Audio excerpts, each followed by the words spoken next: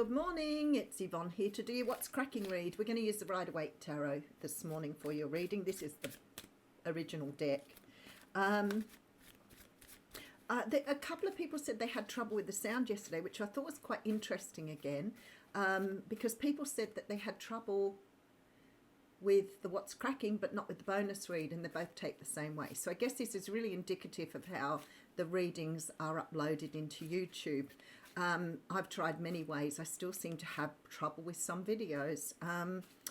I feel like some people might have really, really good sound systems. I'm not sure, or they may have better settings on YouTube, but unfortunately I can't do anything about it. I speak in my loudest voice. I have a very U-Butte microphone, so I'm sorry if you're still having trouble hearing the videos. There's a couple of readers I watch where the same thing happens. I'm really just not sure why. Somebody had a look at my settings and said they're quite low on YouTube, but there's no way to adjust them. So, all right, guess it's the luck of the draw with your channel, and maybe having a channel that's getting quite down the road now. Maybe they're old settings, I don't know. Okie dokie, let's get into this reading. Oh, nice clean split this morning. That's good. Seven of Swords coming straight out of the gate. I've been seeing this card a little bit lately. And again, I'll say to you, it depends on how it comes out in the cards and what other cards it comes out with, the meaning of this card. The meaning of this card is about trying to get away with something. And as you can see, you see somebody sneaking away with 5 swords, but leaving 2 swords behind.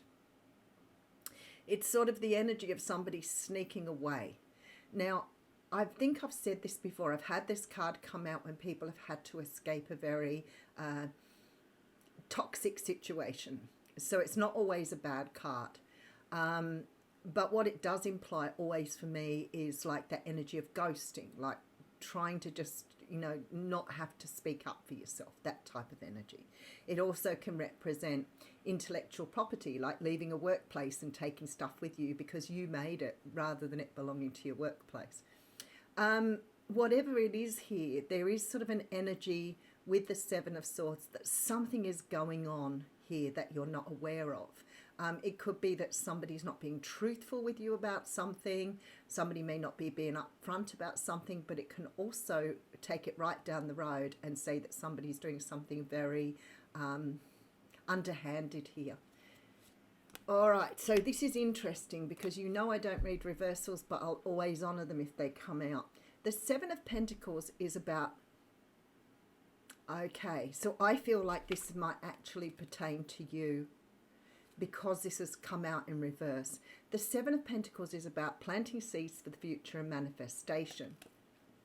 For me, often when I see this sort of energy around that, I would say that what I'm feeling here is that perhaps you don't trust yourself to manifest, or you don't trust yourself to bring in what you want to bring in. If you have a look at this energy here, it could mean that you're self-sabotaging, for example. So, you know, sometimes what we do is we have this idea that we're being realistic by sort of denying ourselves something because we don't believe we deserve it. A lot of people will say to me, I'm being real, that's being realistic. And I will say to you, it's not being realistic at all. It's what you're choosing to believe. We know that the people who know they're going to succeed, those people who have no doubt in their minds they're going to succeed, will succeed. So what is it then that we're doing? So somehow or another we're self-sabotaging something we're not allowing to grow. We're not allowing it to bring forth the beautiful things it could bring forth. I do see the Ten of Swords after that though, and I have to say to you, I feel perhaps you've learned or you've understood what you've been doing, or you're finally getting it. Because sometimes people say to me, I don't understand what I'm doing. And I think, well, I can't really explain to you because I don't know how you're thinking and how you're interpreting those thoughts into being unless we sit down and have a really good conversation. If you want to manifest something, if you want to bring something forth, you've got to believe the universe is going to provide it. Otherwise, it's very difficult to manifest. It doesn't mean you sit and stew on it. It doesn't matter. You don't have to think about it all the time. You just ask for it and let it go. The Ten of Swords tells me somehow or another, somehow or another you're realizing some sort of pattern, cycle, way of doing things here, you're starting to understand, and you're bringing it to a close, because I see the Hierophant after that, and the Hierophant tells me you're bringing in more stability. So whatever it is, what you've been doing, I can see why now. Whatever you've been doing, you are starting to see that pattern. You are starting to see what you do. You know, sometimes people can point it out to you, but you still don't see it for yourself because you're so fixated in that mindset, or you're so stuck in that belief that you don't see it for yourself. We've all done it. The hardest one for me to break was self-righteousness, which is a very narcissistic thing. But I didn't see it for a really long time. And when I started to see what I was doing, I was absolutely horrified, because all I could hear was, you know, a parent figure in my ear doing exactly the same thing. And I went, you know what, I've learned to do it that way. And it's just become natural to me. So I used to think if people didn't do things the way I did, or if people didn't understand the things I did, then there was something wrong with them. But in reality, it was with me. So, for example, I can't handle people doing things like throwing garbage around or throwing cigarette butts out of windows. I did never understand why people would need to lie or be abusive. It just didn't make sense to me. Now it all does. So I feel like you're bringing in a lot more stability here with the Hierophant. And I feel like here, this energy with the Two of Pentacles says to me, perhaps you're learning not to feel or not to work so much with your emotions, but perhaps sometimes to look at things from a logical perspective, which is another way we drown. So, you know, if something happens, we immediately blame ourselves. We immediately take all the blame on, and we wallow in that sadness, when in reality, if you looked at it from a logical viewpoint, you'd probably understand that it was nothing to do with you. If somebody else has made a decision, you can't control that. Control is another thing. Perhaps you're trying too hard to control your environment. There was one other thing there that Spirit just sort of sent through, and I've just sort of lost it. Oh, taking things personally. It was a big one. So when you look back and you think, I've worked my way through all these energies, you realise how far you've come. But to be honest with you, not taking things personally was something I learned a long time ago, probably way back in my 30s when I was working. And I understood the value of feedback, because I found that whenever anybody gave me feedback, I'd become quite resistant and quite angry, because I took it as a personal onslaught. Not saying that it isn't always, because sometimes it is. But at the end of the day, now I say to people, you know what, take something on board. If it doesn't apply to you, let it ride over. But if in some way, shape or form, it means that that's what the energy you're giving out, maybe you need to review that. But I found when people said things, I would always take them very, very personally, like I'd be really hurt by them. Until I started to realise that the reason a lot of people say nasty things is because they are not feeling good about themselves. And once I started to sort of understand that, I got the balance then. So I do feel like somehow or another you're finding something here that perhaps you've been doing a certain way for a long time, but I feel like you're making the changes now.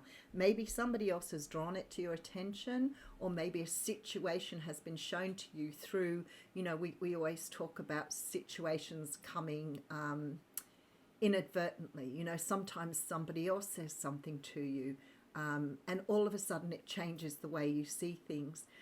One really beautiful thing for me was several years ago now, I was at a fair, and I'd been doing readings, and I'd got up from my table, and this little girl, I think she was probably no more than maybe 11, 12 years old, come flying up to me, and I said to her, "Hi, how are you?" And she said, "I'm good. I just needed to come over and tell you how," I can't remember if it was pretty or beautiful, but it was something that was so innocent and so beautiful, and it really knocked me for six. That's all she wanted to say. I just wanted to let you know how pretty you are. And I remember looking at her mum, and her mum smiling at me, and I thought it still makes me quite emotional.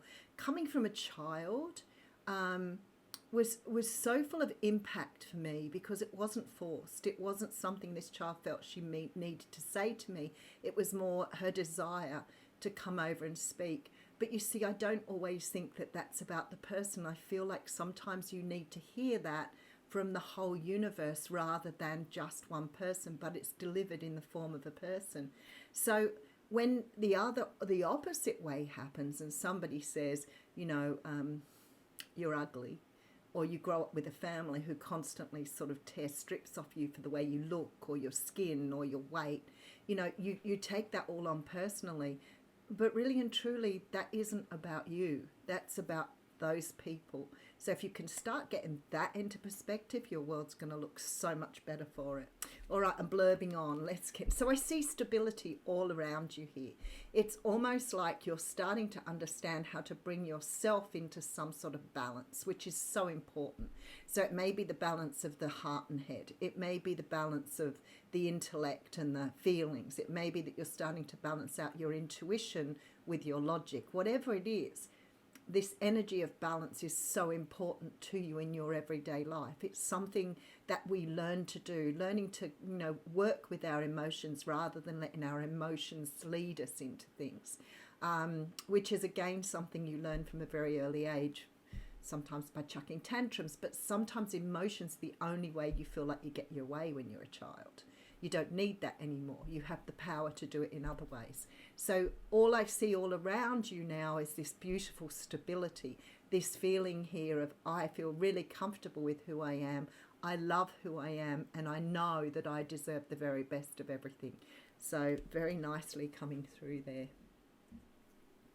Very deep reading. All right, so I have the Page of Cups with the Page of Pentacles and the Fool card. And this to me is saying to you that because you've got to where you are, the universe is now rewarding you. You'll be given a lot of opportunities now, both in love and finances. And whatever these opportunities are, you're going to be having a brand new beginning. But it's like you're doing it in a very different way now because you know who you are. I feel like here that whatever you've been trying to manifest is about to start showing you that it's manifesting for you. So it could be, for example, a very small win on something, not necessarily financial. Maybe you get an offer for a job. Maybe you get an interview for a job that you've never been interviewed before. But whatever this is, it says to me that the opportunities are now coming towards you. And this means a brand new beginning for you with the Fool. Yeah, there's a whole breakdown of the way you see things. Look, and you're moving away from that here. It's like everything is being rebuilt within you. So now things that looked a certain way before, when you look at something and you think it's this way, and then later on you go back and you go, oh, I never saw it that way before. We've all done it.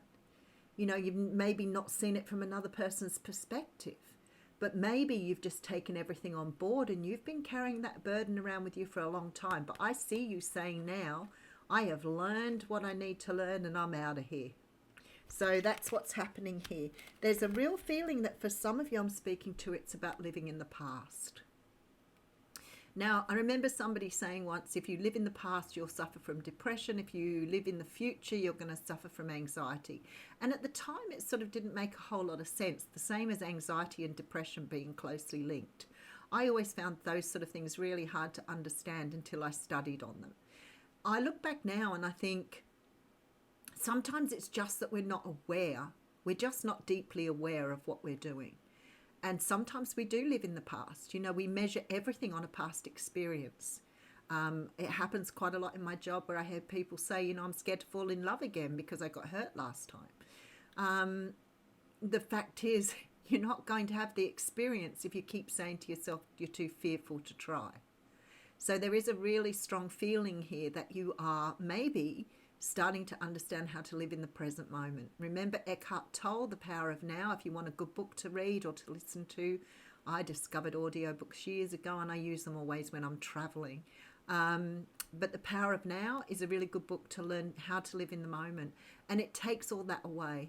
It takes the fear of the future away. It takes the fear of the past away. And it leaves you just living in the present moment. It is a hard book to read though, so if you find books hard to read, audiobooks are great. All right, I love reading books, but they take so much time, whereas if I'm in the car and I'm driving for several hours, I can listen to, a good whack of the book. Look, again, choice and balance. All through this reading, choice and balance. If you're not manifesting something, if you're not bringing something forth, then ask yourself, am I living in the past? Do I need to learn how to live in the present moment so that I can manifest what I want? Because living in the past and living in the future is not manifestation. You've got to be in the present moment to manifest. So there's definitely some sort of choice here to let go and bring balance back in. And again, that is all through this reading. And look at that. Moving forward with a new sense of passion. Taking action on the things that you need to put behind you here. But definitely moving forward in a brand new way, passionately and full of life here with that Knight of Wands. All right, so I feel like for many of you, this is, remember that was in reverse. This is a sense of self-sabotage, not trusting in yourself, not believing in the universe. But I feel like something's going to show you this because I see a change coming. There seems to be a new balance coming in here, which is going to bring you some sort of celebration, some sort of new way of seeing your life here. All right, let's have a look and see what is going on with the Oracle cards. I realized when I picked these up yesterday how much I love working with them. I mean, I love all my decks. I can't really say that because every time I pull out a new deck, I think, wow, I've really missed you. All right, the courage of your love. The courage of your love. Now, that's really interesting to get that one. All right, let's see what they say. It's card 38. I'd love to read you the whole book, but I think it would probably be difficult for people to sit through. Although I know some of you love the Oracle cards because it just always some sort of surmises the whole reading. Love is without reason. Rationality is like a cane. Judgment needs a cane because it is blind. When love arrives, thought dies in its shadow. Love is the sunrise, while thought is only a flashing light. Some of you will need to go back and read that. The writing with this is beautiful. So it talks about all different things, but I'm going to just go to the Oracle part. Oh, actually, I might just read this paragraph before. I really want to read the whole lot still. Your ancient heart loves the soul and will roar like the lion of love at the wolves that would casually devour it. So trust in the courage of your heart. You are not cruel. You are not hard. You're not careless. You are passion personified. You are the lion of love. So allow yourself to be the lion, not the lamb. Stand true in your own heart.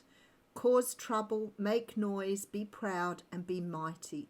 Then rest after all that savage divinity. Rest and restore. For day after day you shall claim your holy lands and refuse to give them up to less noble creatures. Though you survey their manipulations and attempts to claim power with compassion, you do not underestimate them or relax your vigilance. You shall not allow for even a moment that falsehood be accepted as truth in your heart. There's the Seven of Swords energy right there. This oracle comes with particular guidance for you. You are not to give into less than you are worth, or to the shaming stories of others of our culture that would cast your regal lion nature into the falsehood of beliefs that you have no choice or power. You are not to give in to the idea that you are a victim and cannot free yourself from your suffering, or that you are less than any other. These are lies. These are petty deceptions so unworthy of you. Do not believe them. Roar at them until the weak glue holding them together melts under the fire of your holy breath, and they lie dismembered and powerless at your feet. Then intend that those bits and pieces in decay are lovingly returned to the Earth Mother, through whom they can be used to fertilize new life. This oracle comes with another message for you. You have a challenge before you, or one that you are moving through, but you have what is necessary to succeed and overcome it.